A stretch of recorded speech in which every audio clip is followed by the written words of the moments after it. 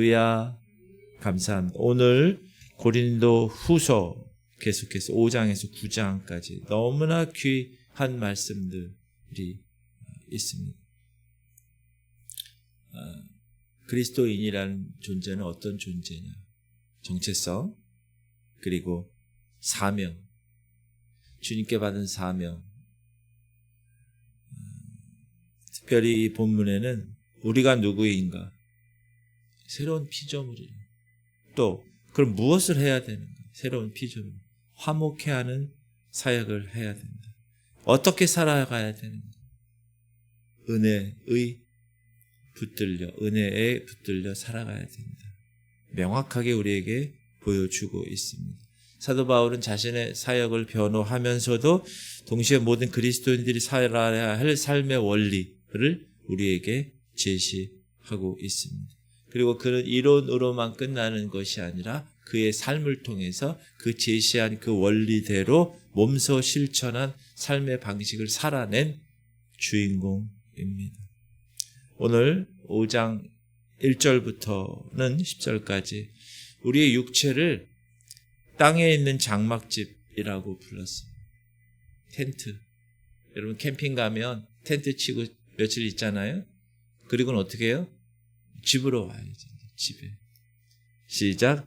만일 땅에 있는 우리의 장막집이 무너지면 하나님께서 지으신 집 곧 손으로 지은 것이 아니요 하늘에 있는 영원한 집이 우리에게 있는 줄 아느니라. 장막은 임시처소죠. 언젠가는 다 접고 헐릴 그런 임시 거처입니다. 그러나 우리에게는 소망이 있다. 어떤 소망이요? 하늘에서 하나님이 지으신 집이 있다. 손으로 지으신 집이 아닌 영원한 집이 우리를 기다리고 있다. 여러분 소망하십니까? 정말이세요? 우리는 그래서 이 장막에 있을 동안, 이 몸을 갖고 있을 동안은 탄식한다. 4절. 참으로 이 장막에 있는 우리가 짐진 것 같이 탄식하는 것은 벗고자 함이 아니요 오히려 덧입고자 함이니 죽을 것이 생명의 삼킨 바 되게 하려 함이라. 죽음을 원하는 것이 아니라 생명으로 완전히 옷 입기를 우리는 원한다. 그래서 믿음으로 행해야 한다. 바울은 이렇게 고백합니다. 그러므로 우리가 항상 담대하여 몸으로 있을 때에는 주와 따로 있는 줄을 아노니 이는 우리가 믿음으로 행하고 보는 것으로 행하지 아니함이로라. 여기에 그리스도인의 삶의 원리 뭐죠? 보이는 눈에 보이는 것으로 행하는 게 아니야. 영적인 삶은 믿음으로 행하는. 그래서 현재의 고난이 있다. 그것만 보지 마. 영원한 집 소망 그것을 바라봐라. 그러면서 바울은 이렇게 얘기하죠. 시작. 우리가 담대하여 원하는 바는 차라리 몸을 떠나 주와 함께 있는 그것이. 무슨 말이에요? 죽고 싶다는 거. 여기 있는 거, 이 땅에서 사는 거 이제 끝. 나는 하늘나라 가고 싶어. 예전에 돌아가신 목사님 중에 별세 신앙이라는 것을 계속 얘기하신 분이 있어요. 그러니까 죽음을 기다리는 신앙. 언젠간 죽을 텐데 죽는 건 아무도 몰라요. 언제 죽을지. 어제도 제가 장례식 신학교 종강 예배 끝나고 늦게 장례식을 갔다 왔어요. 그냥 목사님 어머님이 돌아가셨는데 그냥 어떻게 돌아가셨어요? 그러니까 몸이 언젠가부터 안 좋으시더니 그날 침대에서 그냥 눕고 뭔가 좀 느낌이 왔대요. 그래서 이 아들 목사가 임종 예배를 딱 드리고 그리고 주무시더래요. 그래서 그래. 그리고 산책을 이제 이렇게 하고 1시간 정도 하고 딱 왔는데 그냥 주무시면서 돌아가셨어요. 다 우리 인간은 그렇습니다. 이 땅에 살다가 주님이 오라고 그러면 텐트 다 걷고 가야 되는 그런 존재죠. 그러니까 이 땅에 우리가 살 때 너무 아둥바둥하게 이 땅에 미련 두고 살 필요가 없죠. 우리는 돌아갈 곳이 있는. 돌아갈래 고향 하늘나라. 그렇게 이 땅에서는 나를 기쁘게 하는 삶이 아니라 주님을 기쁘게 하는 삶. 우리가 믿음 생활을 한다는 것은 그 믿음의 결과는 뭐죠? 시작. 그런즉 우리는 몸으로 있든지 떠나든지 주를 기쁘시게 하는 자가 되기를 힘쓰노라. 우리가 여기서 살든지 아니면 몸을 떠나 죽든지 우리의 목표는 오직 하나, 주님을 기쁘시게. 나 주님의 기쁨 되기 원하네. 그러면 왜 주님을 기쁘시게 하나? 이유가 뭘까요? 시작. 이는 우리가 다 반드시 그리스도 심판대 앞에 나타나게 되어 각각 선악간에 그 몸으로 행한 것을 따라 받으려 함이라. 저 말을 꼭 기억하십시오. 고후 5장 10절. 항상 우리는 그리스도의 심판대 앞에 설 날을 기억해요. 저나 여러분이. 아멘. 그거를 의식하고 사는 사람하고 그렇지 않고 사는 사람은 이 땅에서의 삶이 달라요. 어제도 경신학교 종강예배 하면서 제가 교수님들하고 학생들한테 그 얘기를 했어요. 우리는 어차피 주님 앞에 설 존재입니다. 최선을 다해서 학생들 잘 가르치고 학생들은 최선을 다해서 잘 공부해서 하나님 이 마지막 주자로 하나님께서 허락하시는 그곳에서 사명 잘 감당하는 것, 그게 우리가 주님 앞에 설 때 보고해야 될 일 아니겠습니까? 여러분 그리스도 앞에 설 날을 꼭 기억하시면서 의식하며 살아가시기 바랍니다. 그리고 우리에게 직분을 허락하셨는데 그 직분이 어떤 직분이? 그 직분을 가능하게 하는, 우리의 삶을 가능하게 하는 원동력이 뭐냐? 그리스도의 사랑이에요. 시작. 그리스도의 사랑이 우리를 강권하시는 도다. 우리가 생각하건대 한 사람이 모든 사람을 대신하여 죽었은즉 모든 사람이 죽은 것이라. 여러분 그리스도의 사랑이 여기 박힌 사람, 그리스도의 심장을 이식받은 사람은 이 안에 내 심장이 뛰는 게 아니라 예수 그리스도의 심장이 뛰는 거예요. 그리스도와 함께 십자가에 못 박혀서 내가 같이 사는 거예요. 계속 바울은 설명합니다. 그가 모든 사람을 대신하여 죽으심은 살아있는 자들로 하여금 다시는 그들 자신을 위하여 살지 않고 오직 그들을 대신하여 죽었다가 다시 살아나신 이를 위하여 살게 하려 함이라. 이게 복음의 핵심이죠. 예수께서 나를 대신해서 죽으셨기에 우리는 이제 우리 자신을 위해 사는 것이 아니라 그분을 위해 사는 삶. 내 새끼,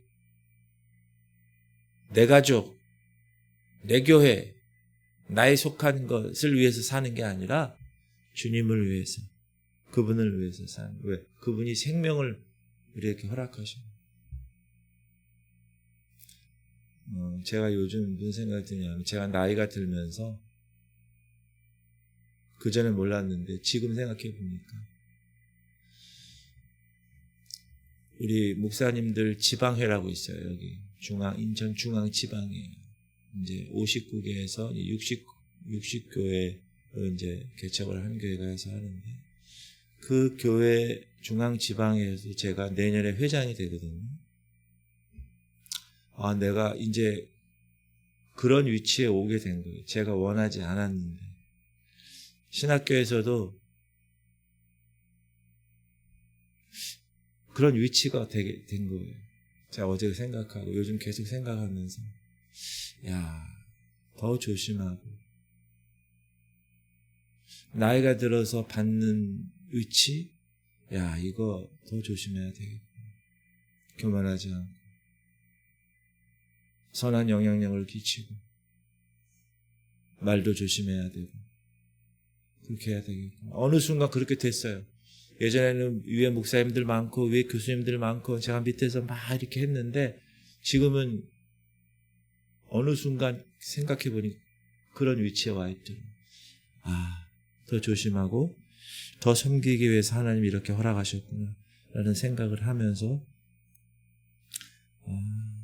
요즘 그렇게 살고 있는데 바울은 17절에 이렇게 선포합니다. 우리가 너무나 잘 아는 말씀 외웠죠? 시작. 누구든지 그리스도 안에 있으면 새로운 피조물이라. 이전 것은 지나갔으니 보라 새 것이 되었다. 새로운 피조물, new creature.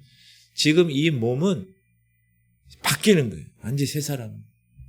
이거는 뭐 개선을 한다, 개혁을 한다 이런 게 아니라 전혀 새로운 존재로 변화되는.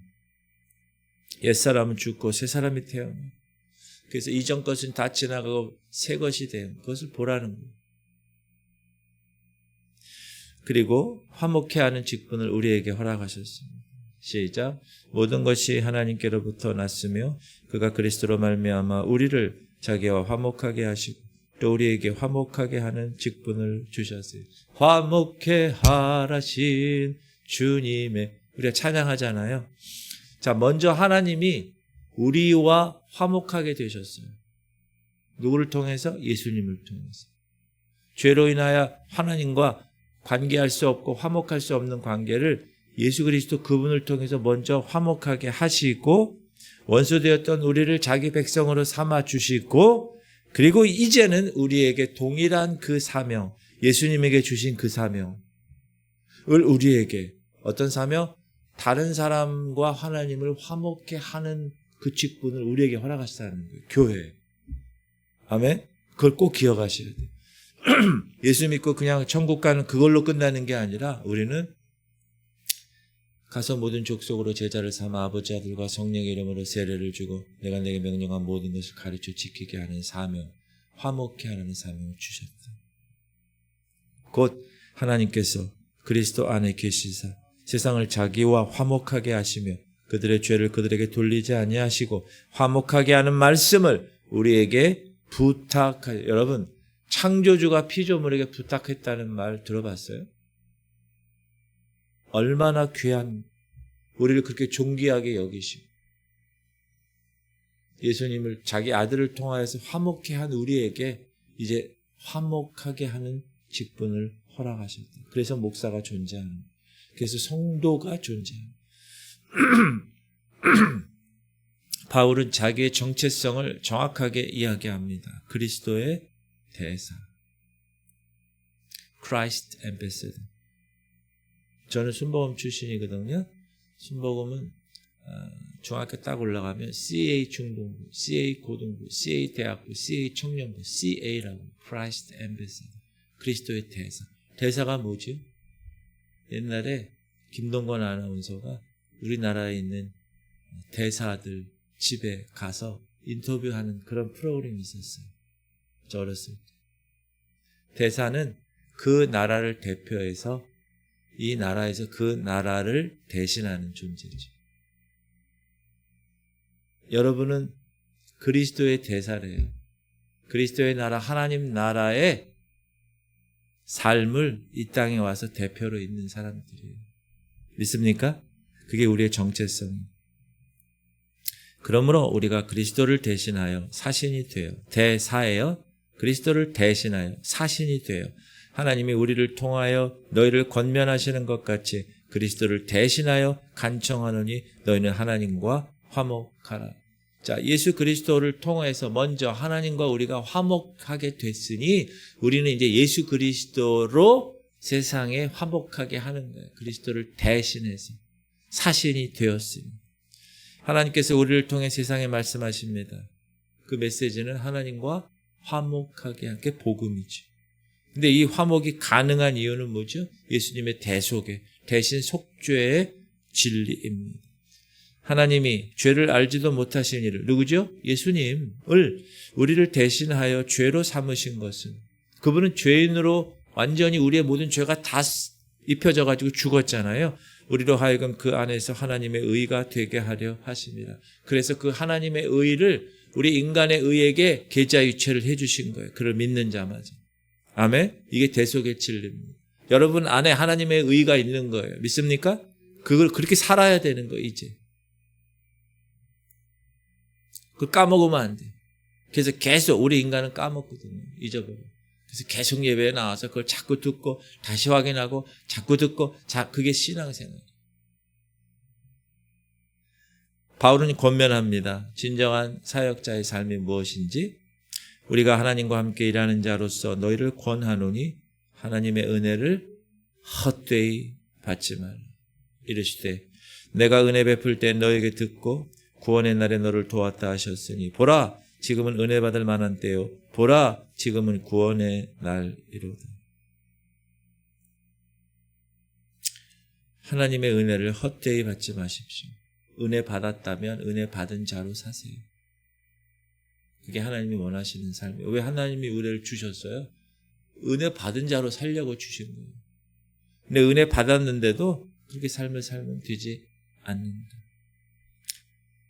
바울은 그러면서 은혜 받은 자 자신이 어떻게 살았는지를 구체적으로 쫙 장황하게 나열해요. 3절부터 10절까지 6장. 자기 자랑이 아니죠, 사실. 이거는 진정한 사역자의 삶을 보여주는 증거입니다. 어떻게 살았어요? 환난 중에서, 궁핍 중에서, 공고 중에서, 매맞고, 갇히고, 난동, 수고로움, 자지 못하고, 먹지 못하고, 깨끗함, 지식, 오래 참음, 자비함, 성령의 감화, 거짓 없는 사랑으로 행했다. 8절부터 읽을게요. 영광과 욕됨으로 그러했으며 악한 이름과 아름다운 이름으로 그러했느니라. 우리는 속이는 자 같으나 참되고 무명한 자 같으나 유명한 자요 죽은 자 같으나 보라 우리가 살아있고 징계를 받은 자 같으나 죽임을 당하지 아니하고 근심하는 자 같으나 항상 기뻐하고 가난한 자 같으나 많은 사람을 부유하게 하고 아무것도 없는 자 같으나 모든 것을 가진 자로다. 역설적인 삶. 이게 하나님의 사람의 삶이다. 아무것도 없는 것 같죠? 그 사람이 모든 걸 다 가진 사람.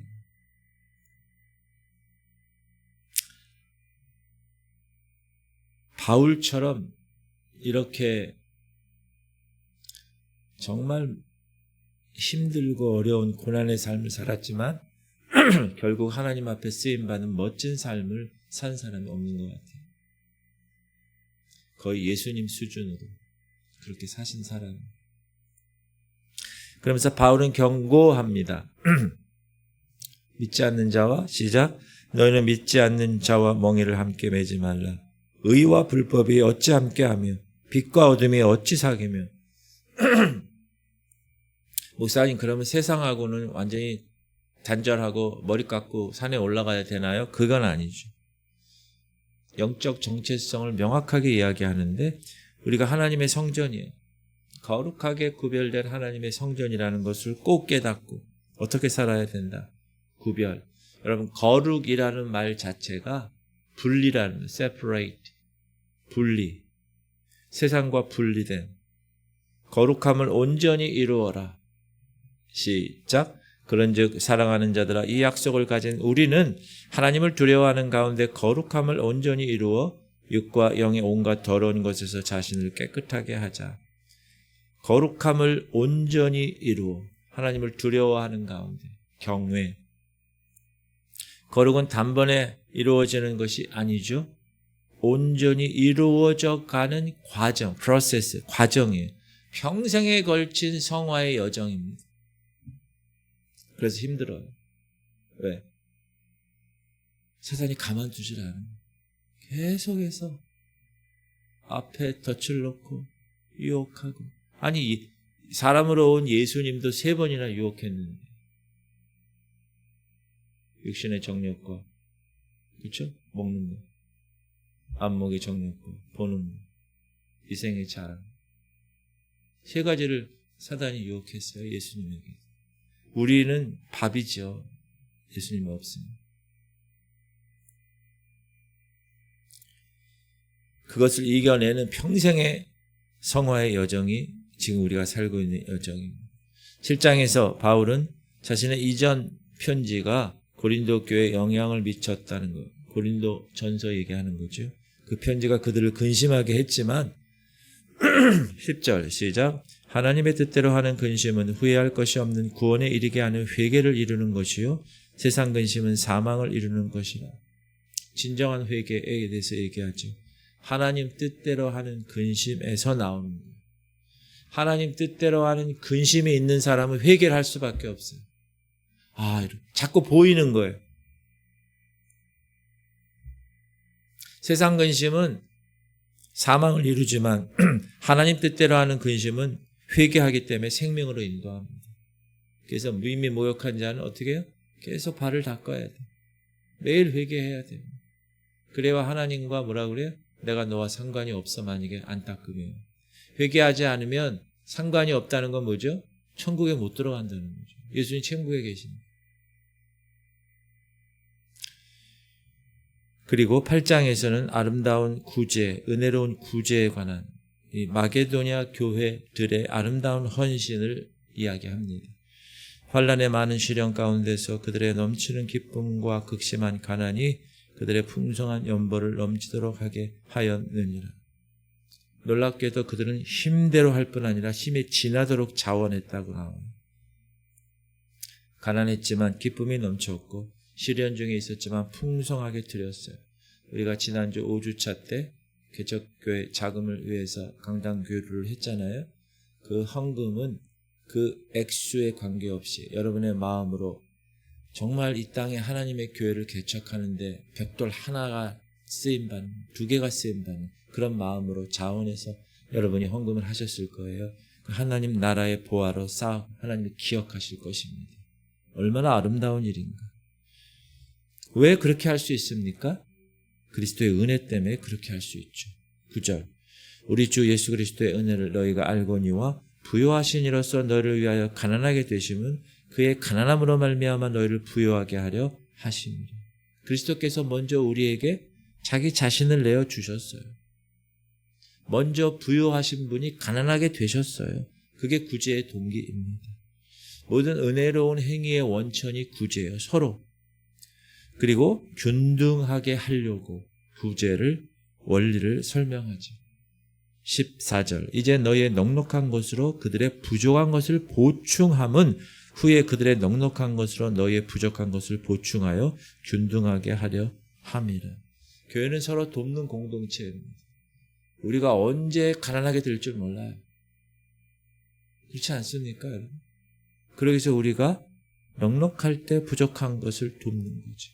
한 교회가 넉넉하면 부족한 교회를 돕고 형편이 바뀌면 역할도 바뀌는 거예요. 그게 그리스도의 몸된 교회의 모습입니다. 정말 아름다운 모습이죠. 그러면서 구제의 원리를 이야기하죠. 이거는 구제의 원리뿐만 아니라 우리 영적인 원리입니다. 시작. 이것이 곧 적게 심는 자는 적게 거두고 많이 심는 자는 많이 거둔다 하는 말이로다. 액수가 중요하지 않아요.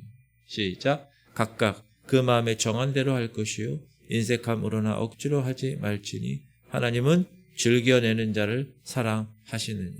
하나님은 마지못해 드리는 것, 기쁨으로 드리는 것 원하십니다. 삽비라, 아나니와 삽비라 사건 아시죠? 드렸어요, 그분들도. 자기 것들 팔아서 드렸다고. 얼마나 귀한 일입니까? 신앙이 있고 헌신이 있는 사람이. 그러나 마지못해 드린 것이 아니라 기쁨으로 드려야 되는데 그렇지 못했죠. 그리고 바울은 약속하죠. 하나님이 시작. 하나님이 능히 모든 은혜를 너희에게 넘치게 하시나니 이는 너희로 모든 일에 항상 모든 것이 넉넉하여 모든 착한 일을 넘치게 하게 하려 함이라. 하나님이 넉넉하게 하시는 이유는 뭐라고요? 착한 일을 하게 하려고. 우리가 드리는 것은 우리의 것이 아닙니다. 하나님이 먼저 우리에게 넘치게 주셨기 때문에 우리는 그것을 나누는 겁니다. 하나님은 나누는 자에게 더 계속 넘치게 주십니다. 제가 그러죠. 이거 잡고 있으면 안 되는 거예요. 펴야 되는 거예요. 그래야 하나님이 이거 가져가서 쓰세요. 그리고 더 큰 거를 갖다 주세요. 근데 이걸 잡고 있으면 안 주세요. 가져갈 수도 없으세요. 바울은 이렇게 결론을 짓습니다. 시작. 말할 수 없는 그의 은사로 말미암아 하나님께 감사. 우리가 드릴 수 있는 것도 은혜라는 거예요. 형제자매를 섬길 수 있는 것도 은혜라는 거예요. 하나님과 화목하게 된 것도 은혜라는 거예요. 모든 것이 은혜. 말할 수 없는 하나님의 은혜다. 할렐루야. 고린도후서 오늘 본문 5장, 6장, 7장, 8장, 9장은 그리스도인의 정체성, 그리스도의 사명 명확하게 보여주죠. 우리는 새로운 피조물. 이전 것은 옛사람은 지나갔어요. 새 사람이 되었습니다. 우리는 그리스도의 대사, Christ Ambassador. 화목하게 하는 직분을 예수님 대신에 사신이 되어서 세상에게 그 똑같은 화목해 하라는 직분을 받은 존재다. 그리고 우리는 영원한 집을 바라보며 믿음으로 살아가는 사람이다. 보이는 것이 아니라 보이지 않는 것, 현재가 아니라 영원을 바라보며, 그래서 환난 중에도, 궁핍 중에도, 곤고 중에도 주를 기쁘시게 하는 삶을 살아갈 수가 있다. 그리고 우리는 은혜를 받았기에 은혜를 나눌 수 있다. 왜? 예수님이 부여하신 이로써 가난하게 되신 것처럼 우리도 우리의 것을 부여하게 되었으니 인색함으로나 억지로가 아니라 기쁨으로 드리는 삶. 오늘 이 아침에 우리가 어떤 삶을 살고 있는지, 화목해 하는 사역에 동참하고 있는지, 받은 은혜를 나누고 있는지 점검하실 수 있는 여러분 되시길 바랍니다. 기도합시다. 하나님, 우리를 새로운 피조물로 만드시고 화목해 하는 직분을 주신 하나님 감사드립니다. 우리가 받은 은혜 기억하고 그 은혜를 다른 이들과 나누는 삶을 오늘 살게 하여 주옵소서. 보이는 것 아니라 영혼을 바라보며 주를 기쁘시게 하는 자들이 되게 하여 주옵소서. 우리 기도 제목, 주님, 우리 성도들 새로운 피조물임을 항상 기억하며 살아가게 하시고 그리스도의 대사, 내가 그리스도를 대신해서 이 땅에 사는 삶이다. 화목해 하는 직분을 받았다. 또 주님이 생명을 나누셔서 우리를 화목해 하시고 우리를 부욕해 하셨으니 우리도 우리 것을 나눌 수 있게 하시옵소서. 할인이를 위해서, 민우를 위해서, 우리 연약한 지체들을 위해서 오늘도 중보자의 사명을 받은 여러분, 우리 입술을 열어서 주님께 기도하는 그런 시간 되시기를 주님의 이름으로 축복합니다. 우리 주님 이름 부르고 통성으로 기도하겠습니다. 주여 할렐루야. 하나님 감사합니다. 오늘도 하나님께서 우리를 붙들어 주심을 감사합니다. 귀한 말씀 주심을 감사합니다. 그런 중 누구든지 그리스도 안에 있으면 새로운 피조물이다. 이전 것은 지나갔으니 보라 새 것이 되었다. 우리는 새로운 피조물입니다. 그 정체성을 항상 기억하며 화목하게 하는 사역에 동참하게 하시고 은혜를 나누도록 하나님 우리에게 하나님의 거룩한 이 하루를 허락하심을 감사합니다. 주님, 그리스도의 대사입니다. 그리스도 냄새, 향기를 우리가 이 땅에 저 어두운 곳의 빛으로 나타내게 하시옵소서.